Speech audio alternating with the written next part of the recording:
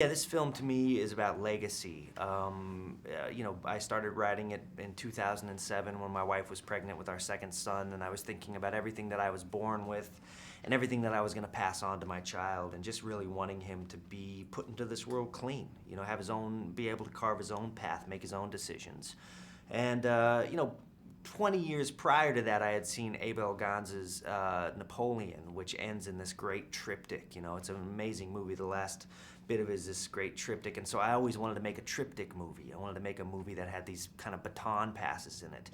And then I had seen Psycho about 20 years ago too, and I'd always known that there was the shower scene in Psycho. I just never knew that you had to spend 45 minutes with Janet Leigh before she went into the shower. So I was thinking structurally for like 20 years, and then I had these kids of my own, and started thinking about that baton pass from my father's fire to me, my fire to my kids, and just it all became clear pretty quickly what the movie was. So, how was this a natural progression from Blue Valentine? And for you, in terms of, you mentioned a little bit, but that idea of the family and legacy. Yeah.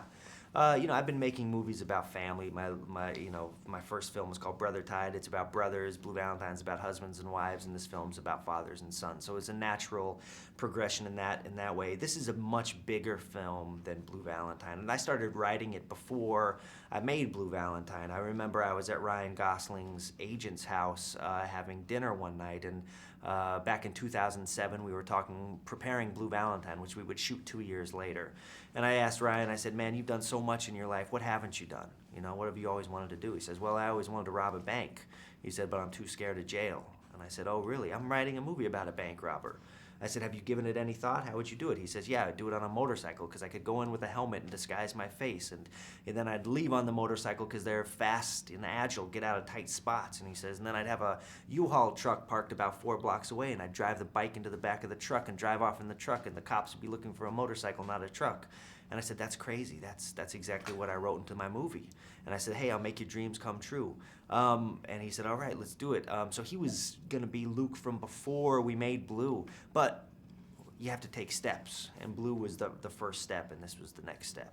Now, of course, you worked with him in Blue Valentine. Do you think you pushed him farther in this movie? Well, he had to go to, I like my actors to be put in vulnerable places on the screen. In Blue Valentine, most of those vulnerable places were in kind of emotional or sexual places. And in this movie, there's still the emotional vulnerability. There's not, there is a little sexual vulnerability in this film, but a lot of it is kind of like a real life physical danger because we were doing so many action scenes in this film, and there's so many scenes that I wanted to do without cutting, because I feel like there's a truth when you don't cut. And so there was a scene, like for instance, where Ryan had to rob a bank in one take, get out, try to start up his motorcycle. The motorcycle won't start up. He has to go out into traffic. A cop is right on his tail, and he has to blow through an intersection and avoid 36 cars. And so Ryan really had to do that. So it's a different kind of danger for him. It's like life and death danger. Wow. And I don't, I'm aware of film history. I know about Vic Morrow.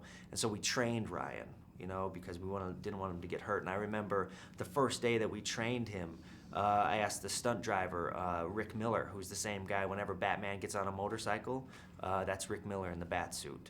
And I asked Rick, I said, scale of 1 to 10 after Ryan's first. I said, scale of 1 to 10, where would you rank him? He said, he's about a 3. And I said, that's no good. And I said, after 8 weeks of training, where could you get him? He says, maybe a 3.5 or a 4. And I said, oh, that's not going to work. And he says, look, this is a lifetime to be good at something like this. He said, it's like being a basketball player. You have to play from you're 6 years old if you're going to be in the NBA. And I said, well, you got 8 weeks. Train him. And he trained him. A day before production, I asked him, I said, where did Ryan get to, scale of 1 to 10? He said he got to a 7. And so that, to me, speaks to kind of the magic of Ryan, and that's why I like working with him. He can do things that ordinary people like myself could never do.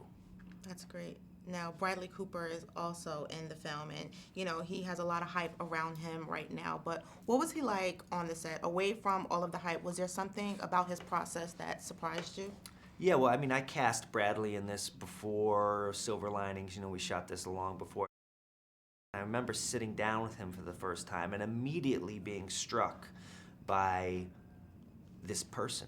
who was in front of me, who was so different than who I thought he was going to be. This person that had this kind of I could feel like he was wrestling with something inside of him. You know, he had this. It was like he was like a pot of boiling water with the top on. You know, there was something.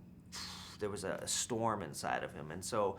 Yeah, I was so taken by that I wanted to I wanted to put him in this movie. I rewrote the character specifically for him because I wanted the audience to have the same feeling that I had when I first met him. To have this, character that on the outside is like the sexiest man alive, the great American hero. But on the inside, there's a corruption happening. There's this toxic shame, and I thought that he could play in that, in the middle of that really nicely.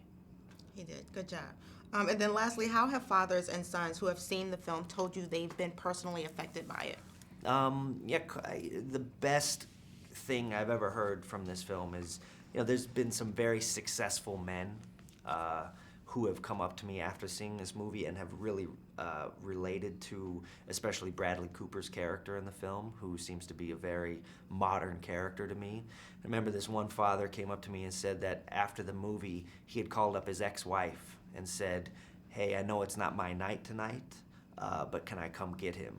And so she said, "Sure," and he went and picked up his son, and they went home. And I said, "Well, what'd you guys do?" He says, "We just ate dinner and watched a movie."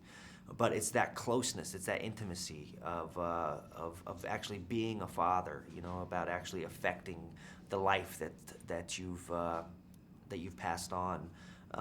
And to me, that's what the film is about. It's about taking responsibility for your legacy.